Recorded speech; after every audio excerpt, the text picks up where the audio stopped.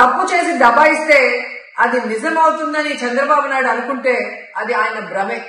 జనాన్ని మాయ చేసినట్టు శ్రీవారిని మోసం చేయాలంటే కుదరదన్న విషయం చంద్రబాబు నాయుడు తెలుసుకోవాలి. నిన్న జగన్ గారు తన తిరుమల పర్యటన మీద స్పష్టంగా ప్రెస్ మీట్ పెట్టడం జరిగింది.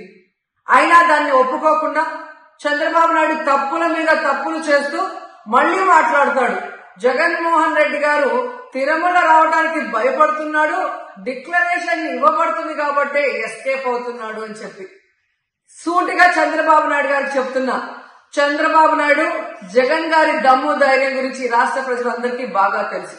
నిన్న కూడా ఆయన భయపడేవాడైతే అంత స్పష్టంగా ప్రెస్ మీట్ పెట్టి ఏ విధంగా తన మతం మానవత్వం, తను ఏ విధంగా బైబిల్ చదువుతారు, బయటకు వచ్చినప్పుడు హిందువుల మనోభిప్రాయాల్ని గౌరవించి గుళ్ళకు వచ్చి పూజలు చేస్తారు, అలాగే మసీదులకు వెళ్లి ఎలా పూజలు చేస్తారు, అలాగే సిక్కుల్ని గౌరవించి ఎలా వాళ్ళ పూజలు చేస్తారో చెప్పడం జరిగింది.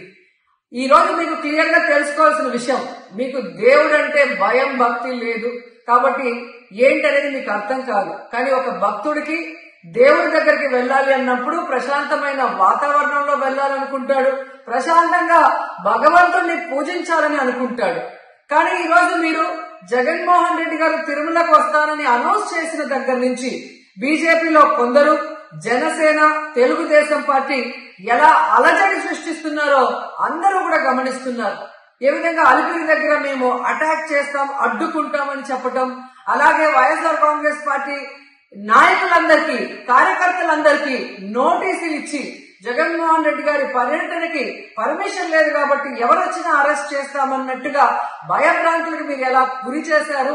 అండ్ ఈరోజు కుల రాజకీయాలు చేసి రాష్ట్రాన్ని భ్రష్టు పట్టించడమే కాకుండా మత రాజకీయాలు కూడా మీరు ఎలా చేస్తున్నారో అందరూ కూడా గమనిస్తున్నారు.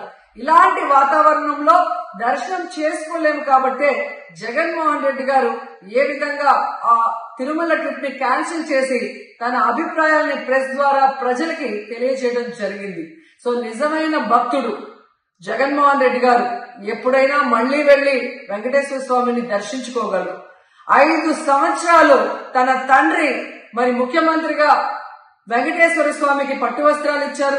జగన్మోహన్ రెడ్డి గారు 5 సంవత్సరాలు మరి పట్టు వస్త్రాలు ఇచ్చిన తర్వాత ఈ నీచమైన రాజకీయాలు చేస్తూ డిక్లరేషన్ పేరుతో మీరు మాట్లాడుతూ ఎవరు అడ్డుకున్నారు అని చెప్పి మళ్లీ దిగజారుడు రాజకీయాలు చేస్తున్నారు.